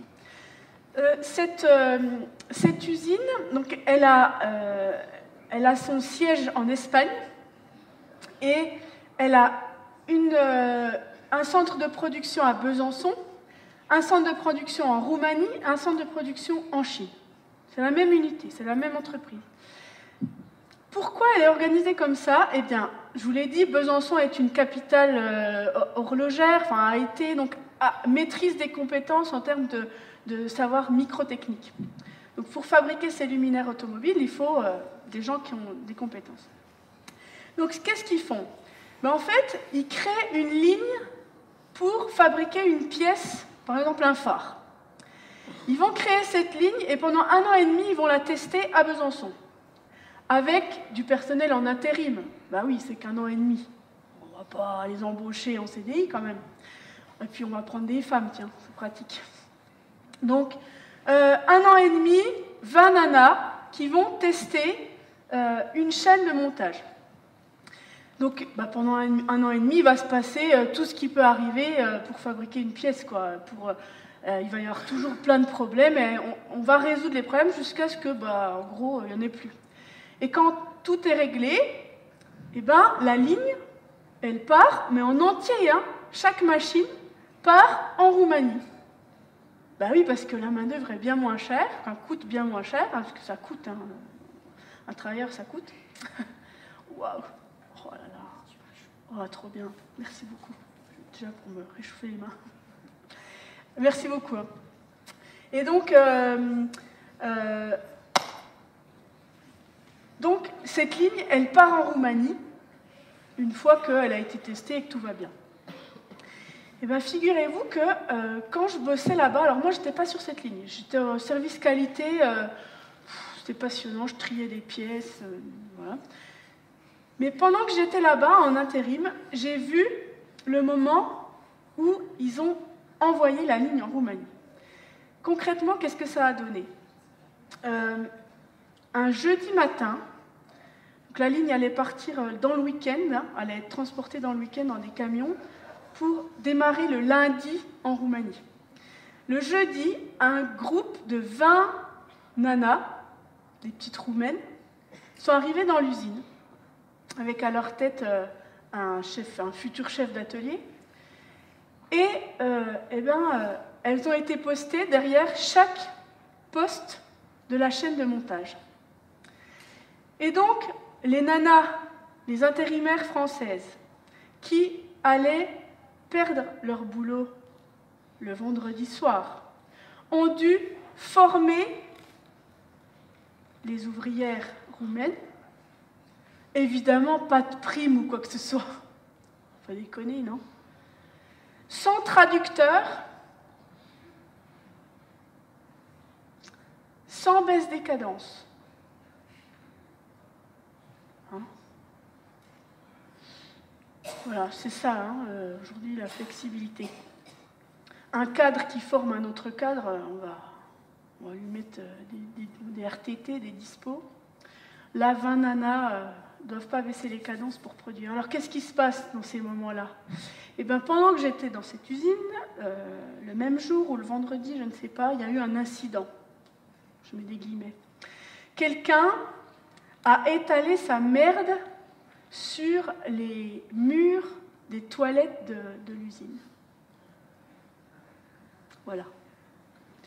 Et la chef d'atelier a eu la brillante idée de mettre un écriteau suite à cet incident où il était écrit « Quel être humain peut faire une chose pareille ?»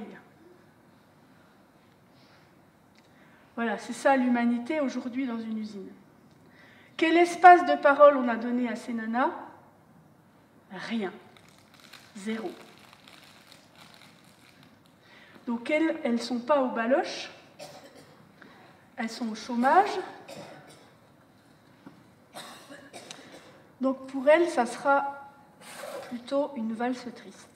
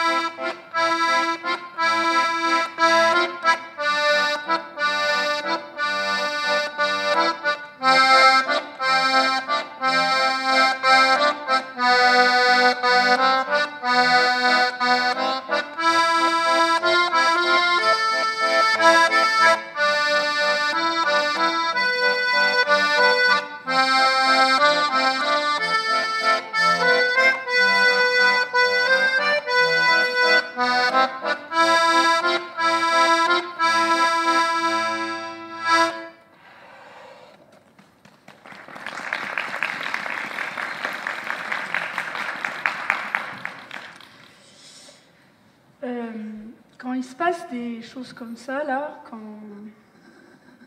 tout cas moi, quand je suis sortie de cette usine-là, je me suis dit, mais c'est quoi ce système-là? C'est quoi ce marché du travail où on nous dit que c'est comme ça? Aujourd'hui, en fait, les lois du marché, le marché du travail, eh bien, répondent à des lois universelles. C'est ça qu'on nous dit. Hein. C'est comme la gravité ou, je sais pas, la pesanteur. Voilà. Mais en fait, faut arrêter là de nous prendre pour des lapins de 3 semaines. C'est quoi ça? Alors, j'ai lu un bouquin et il y a quelqu'un qui parle de ça. Je vais vous citer ce qu'elle dit, c'est Hannah Arendt. Elle écrit la chose suivante et on va voir comment on peut connecter les deux choses. La fureur n'est en aucune façon une réaction automatique en face de la misère et de la souffrance en tant que telle. Personne ne se met en fureur devant une maladie incurable ou un tremblement de terre ou en face de conditions sociales qu'il paraît impossible de modifier. C'est seulement au cas où l'on a de bonnes raisons de croire que ces conditions pourraient être changées et qu'elles ne le sont pas que la fureur éclate. Nous ne manifestons une réaction de fureur que lorsque notre sens de la justice est bafoué. Quand on considère que les lois sont des lois universelles, alors, qu'est-ce qu'on peut faire à part consentir? Hein, c'est les théories du consentement. Hein, on n'y peut rien. On n'y peut rien, c'est comme ça, c'est le destin, c'est la vie. Donc, on consent. Dès lors qu'on peut penser que ce sont des lois instituées, que ce sont des personnes qui font ces choix-là, alors on peut envisager que derrière ça, il y a de l'injustice sociale. Et donc, l'injustice sociale, c'est ça qui nous met en colère. C'est ça qui nous permet de dire qu'on a cette colère. Et cette colère, on va l'exprimer. On va l'exprimer ou dans la rue, ou dans quelque chose, on va en faire quelque chose. C'est ça toute la différence entre considérer que les lois sont instituées ou qu'elles sont universelles. Et on baigne dans cette croyance collective de ces lois universelles.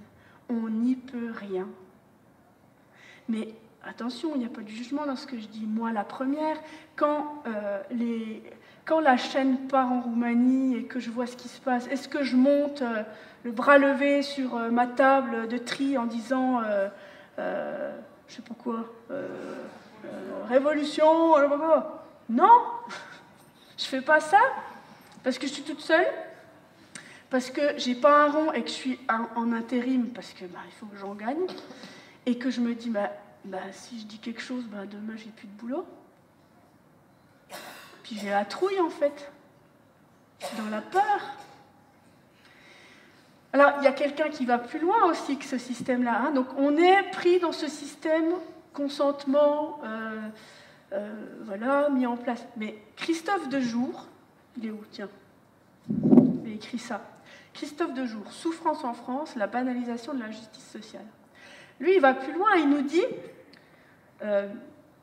il y a ce système de consentement dans lequel on baigne, et nous-mêmes, en tant qu'humains, on met en place nos propres systèmes de protection face à la souffrance. Hein? C'est tellement insupportable qu'on va mettre en place, de manière psychologique, des systèmes de résistance face à la souffrance, à la nôtre et à celle des autres. Clairement, j'ai commencé à faire des ateliers avec des personnes qui sont en burn-out ou en rupture professionnelle, mais jusqu'où on va, quoi? Jusqu'où on est prêt à aller dans le travail, parce qu'on nous a dit qu'il ne fallait pas plier, hein, qu'il faut aller au bout, qu'il faut tout donner. Et plus les gens ont peur de perdre ce travail, plus ils sont pris là-dedans. On a tous nos systèmes de protection. On va jusqu'au bout. Moi, j'ai mis en place des systèmes de protection pour enchaîner ces boulots, pour accepter en fait. Alors mon système, je vais vous le donner parce que c'est marrant. Moi, j'avais mis en place un super système de protection. C'est que d'abord, mon tempérament, mon tempérament quand même, c'est d'être quelqu'un qui s'adapte. C'est-à-dire, moi, je m'adapte. Il n'y a pas de problème. C'est ce qui fait ce que je suis, un petit peu. Quelqu'un qui s'adapte. Donc, demandez-moi de vendre des croissants. Bon, ça me fera plaisir. Hein. Puis, demandez-moi d'aller faire des visites guidées. Bon, pas de problème. Moi, je peux le faire. Et alors, en plus, je me rajoute un petit truc qui fait passer tout ça encore mieux. Hein, et à moi-même. Hein, c'est à moi que je raconte des trucs. Hein, c'est pas aux autres. Hein. C'est que tout ça, je le fais en tant que sociologue du travail. C'est quand même génial. Moi, je ne vais pas vendre des croissants, moi. Je suis en observation participante. Tu vois ? Donc, évidemment, les choses ne m'impactent pas. Mon patron, qui est abruti, mais raciste au possible. Ah non, mais moi, j'ai de la distance, moi. J'analyse. Est-ce que j'ai écrit un seul article sur les jobs que j'ai faits? Ben non, j'avais pas le temps. Je bossais en fait, pour manger. J'étais pas envoyée par le CNRS. Faut pas se raconter d'histoire. Donc voilà, ces systèmes, on en a tous. Après, en général, on en prend conscience quand on se fait mal, quand on est allé au bout, quand les gens sont en burn-out, ou quand on a un peu de chance et qu'on rencontre les bonnes personnes. Des fois, on a des coups de bol, des gens qui nous ouvrent les yeux. Moi, j'avais déjà quitté la fac et tout, et puis j'ai rencontré quelqu'un. J'ai rencontré quelqu'un qui m'a un peu aidé aussi à me regarder un peu plus en face.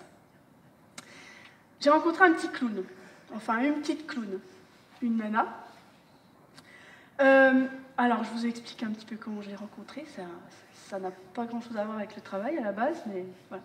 En fait, à un moment donné de ma vie, je m'intéressais à la question des soins palliatifs et de l'accompagnement fin de vie. Et donc, voilà, je voulais comprendre, apprendre des choses, et j'étais pas loin, enfin, ça faisait pas longtemps que j'avais quitté l'université, donc j'avais encore des vieux mécanismes, et donc je me dis, bon, pour comprendre des trucs là-dessus, je vais aller à un colloque. Je vais aller à un petit colloque à l'université de Limoges, tiens, j'étais par là-bas. Je vais aller à un colloque, rencontrer des grands universitaires, des grands professeurs qui vont m'expliquer la vie, la mort, pourquoi, comment. Et donc je vais à ce colloque. Alors il y avait des grands professeurs qui expliquaient qu'en gros la mort faisait pas partie de la vie, enfin je comprenais rien. Et milieu de matinée, il y a un espèce de lutin qui rentre par la porte de derrière dans l'amphi, avec une robe à fleurs en 3D, là, des crocs vertes, des nattes, et elle arrive sur l'estrade. Et déjà, elle s'adresse au grand professeur, là, émérite, machin, et elle dit, déjà, elle les tutoie. Elle dit, bon alors toi, tu soignes les gens, c'est bien, mais moi aussi je soigne les gens. Et ce que tu fais, ça vaut pas plus que ce que je fais moi. On est complémentaires. Ok, d'accord. Donc, je me dis, bon, ok. La nana, elle ose. Et puis elle se fout à l'estrade, au pupitre, et elle dit, à votre avis, est-ce qu'il peut y avoir de la joie en fin de vie? Ah ouais, d'accord, elle est culottée, la meuf. Ok, et elle nous explique. Elle nous explique ce qu'elle fait. Elle nous explique en fait qu'une émotion ne peut pas cohabiter avec une autre émotion. En fait, soit on est dans la joie, soit on est dans la colère, soit on est dans la tristesse, soit on est dans la peur. Mais quand on est dans deux à la fois, on est tiraillé, donc on n'est pas bien non plus. Et elle nous dit en fait, si on pose la question de la joie en fin de vie, alors ça signifie que pour qu'elle soit là, cette joie, il faut qu'on ait évacué ces autres émotions qui peuvent y être à la place. Et souvent en fin de vie, les gens, soit ils ont peur, soit ils sont en colère, soit ils sont tristes, mais on peut les aider à exprimer ça et à laisser la place, pourquoi pas à la joie, en tout cas à toute la luminosité que la personne peut avoir quand ces émotions négatives ne prennent pas la place. Et là, franchement, quand cette nana dit ça, moi, ça me parle, ça me touche. Et je me dis, mais en fait, je ne me suis jamais posé la question de ce qu'était une émotion. Moi, je me suis toujours dit, ça va pas, basta, quoi. Et quand elle dit ça, ça me parle au point que je décide d'aller faire un stage avec elle. Elle propose des stages. Donc, je décide d'aller faire un stage avec elle. Et quand j'arrive, elle nous explique ce que c'est qu'un clown. Elle nous dit, mais un clown, ça n'est qu'un être d'émotion. Ça n'est qu'émotion. Et si vous voulez connecter avec votre clown, contacter votre clown, il faut aller dans vos émotions, il faut aller voir ce qu'il y a là-dedans. Alors, ok, j'avoue que je fais un peu la maligne, moi, à ce stage, en me disant, pas de problème, je vais gérer, quoi. Et elle dit, non, mais vas-y, tu vas mettre ton nez, puis tu vas aller voir ce qu'il y a dedans. Voilà. Donc, ok. Alors, d'abord, on respire.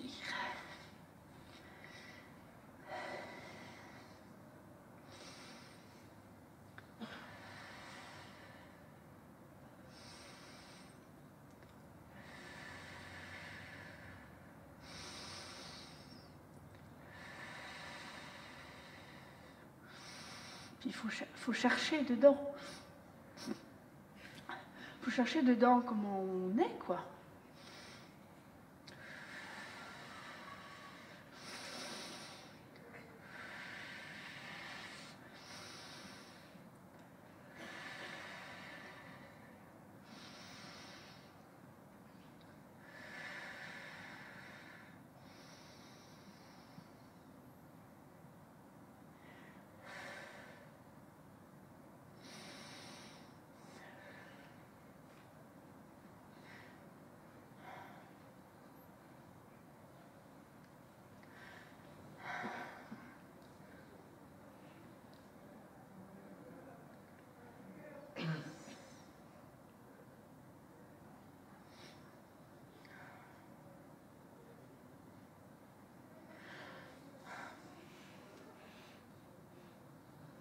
Moi, quand je cherche dedans,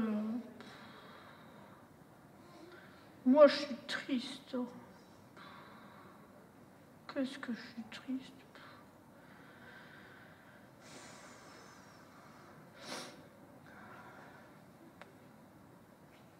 C'est pas très clown, triste comme ça.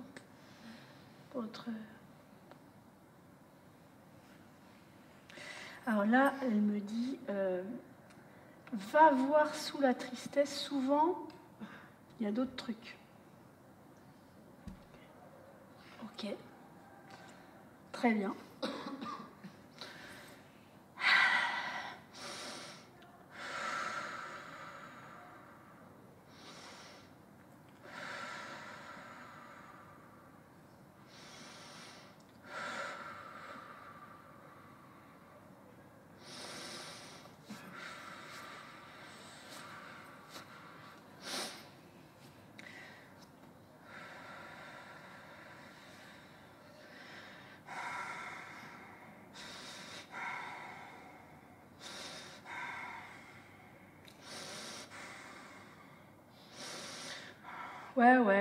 Ouais, je commence à voir ce qu'il y a dessous, ouais. Ouais.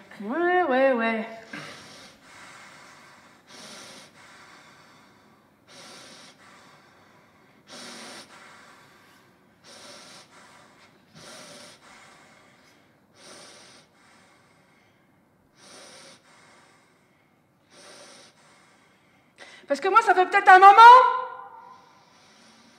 que je dis un petit peu oui à tout, là. Et que ça commence à me gonfler, mais putain, mais pourquoi je dis amen à tout ça, là? Hein? C'est ça, être gentil? Faut être gentil? Hein, c'est ça?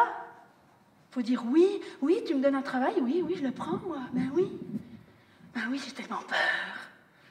Moi, j'ai peur, moi. Mais putain, mais j'en ai ras le cul d'avoir la trouille. Tu te rends compte de ça? Ça suffit d'avoir peur. Ça suffit d'avoir peur, de décider avec la peur. Mais c'est pas à moi, ça, c'est pas ma vie, ça. C'est parce que j'ai envie, moi. Je veux de l'envie, c'est ça que je veux. Je veux de l'envie, je veux pas de la peur, je veux pas...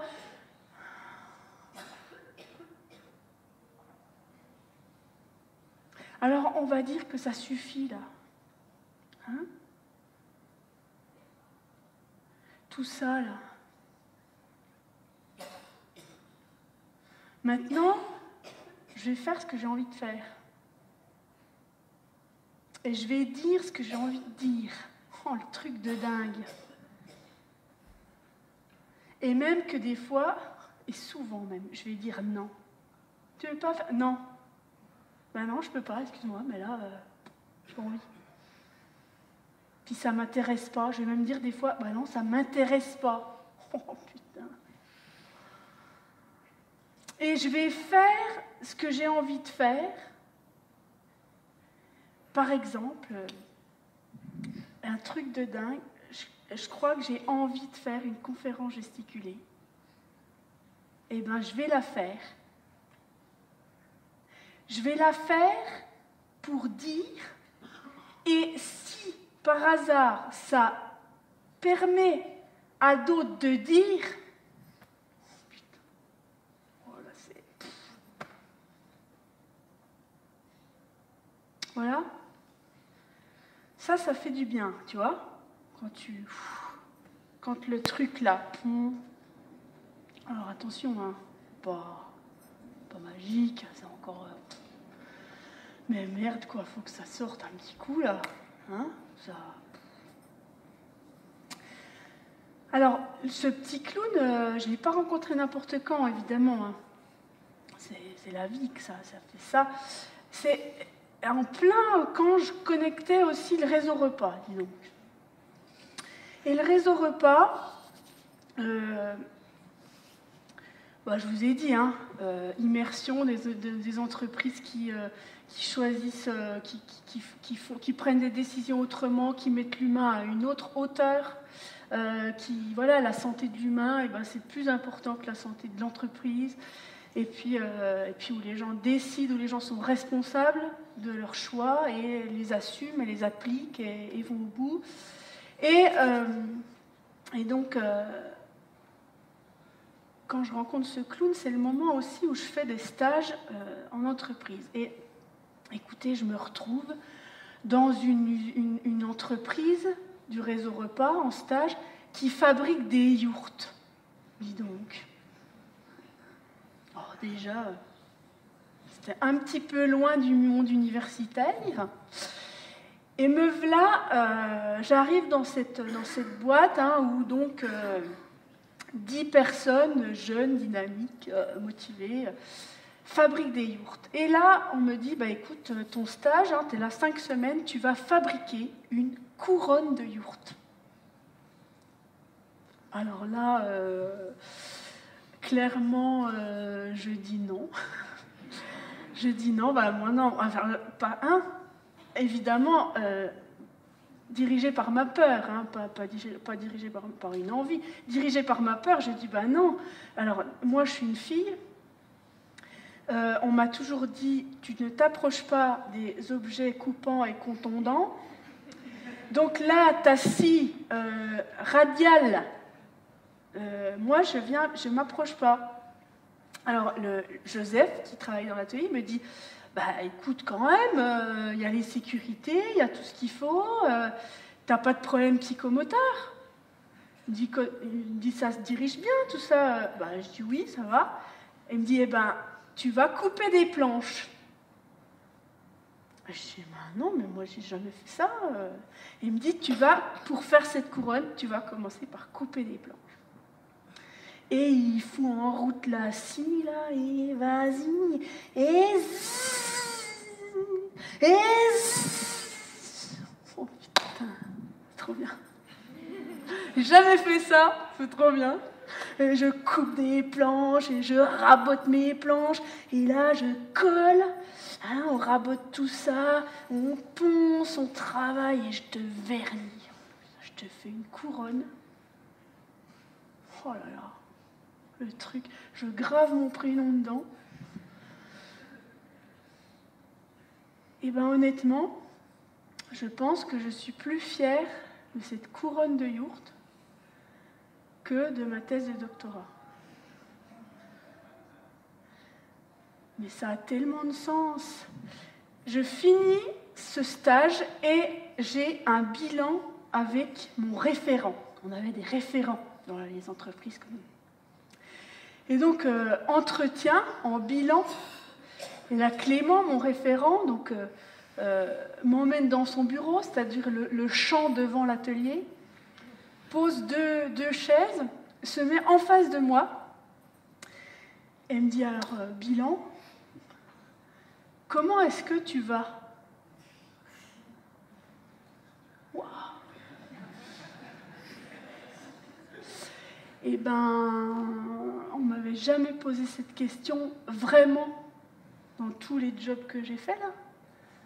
Honnêtement, enfin, en me donnant le temps et l'espace de répondre, évidemment, je ne savais pas. Et on a tout décortiqué, comment j'allais, comment ça se passait avec mes collègues, comment je trouvais du sens dans ce que je faisais. Et j'ai trouvé que c'était ça. C'était ça dont j'avais besoin, c'était ça qui me parlait. Voilà, c'est pour ça que je pense qu'il y a peut-être qu'il y a plein de façons de retrouver du sens dans le travail, de retrouver cette idée du voyage. Moi, en tout cas, j'ai l'impression que je l'ai retrouvé par ce réseau. Je pense qu'il y a d'autres façons, il y a d'autres formes. Je crois beaucoup en l'autogestion, mais on aura l'occasion peut-être d'en discuter. Voilà, je vais terminer cette conférence sur une petite parabole et puis une petite chanson, parce que c'est important de chanter. Et en fait, quand j'ai construit cette conf, quand j'ai revu un peu toute cette histoire du salariat, je me suis dit, mais en fait... Les ouvriers, là, les premiers ouvriers qu'on a fait rentrer dans l'usine avec l'horloge et tout ça, c'est un peu comme si on avait mis des oiseaux dans des grandes volières. Et puis plus on a avancé dans ce système capitaliste, là, plus il a fallu que ces oiseaux ils bougent plus. Hein. Donc on a commencé à couper les plumes pour que ça reste bien au sol, là. Puis avec le système capitaliste financier, là, on a tout coupé. Là. On a coupé les becs, on a coupé les ailes. Et puis moi, quand je suis allée à la rencontre de ces entreprises alternatives, de ce réseau repas, de ces entreprises qui fonctionnent autrement, j'ai vu des oiseaux immenses. Des grands oiseaux, les ailes déployées, des plumes de toutes les couleurs. Et je me suis dit, mais c'est ça qu'on nous enlève. On est tous ces oiseaux-là. On a tous cette puissance-là, ces ailes-là, cette possibilité, cette beauté-là. Et personne n'a le droit de nous enlever ça, de nous faire croire le contraire. Et évidemment, de couper nos ailes. C'est pour ça que cette conf, elle est là. Elle dit juste ça, qu'on est des beaux oiseaux. Et donc, on finit avec une chanson sur les oiseaux. Une chanson basque.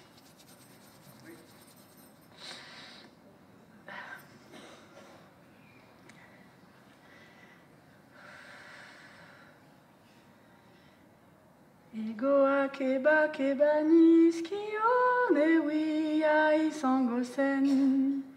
Egoa keba keba niskio ne wi ai sangosen. Eswen al degingo.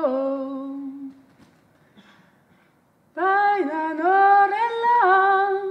Eswen gehiago txoria zango. Baina norella.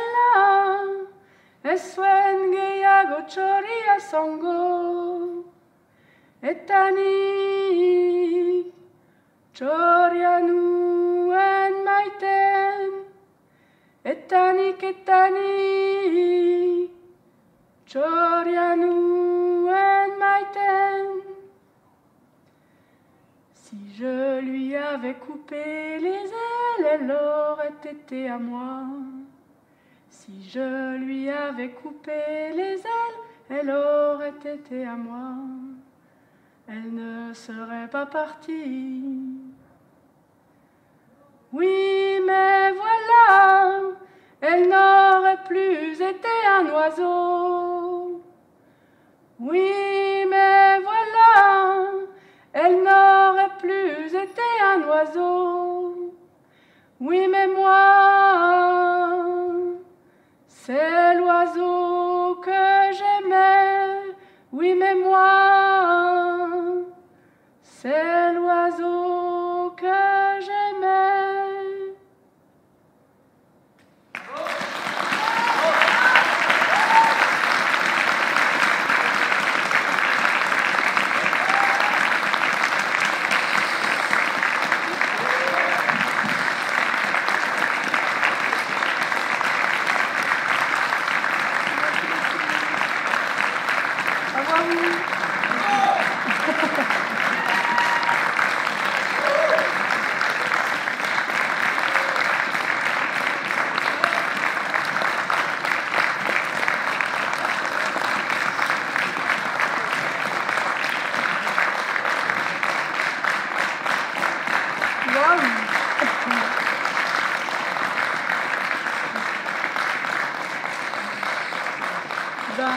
Super grand merci à vous.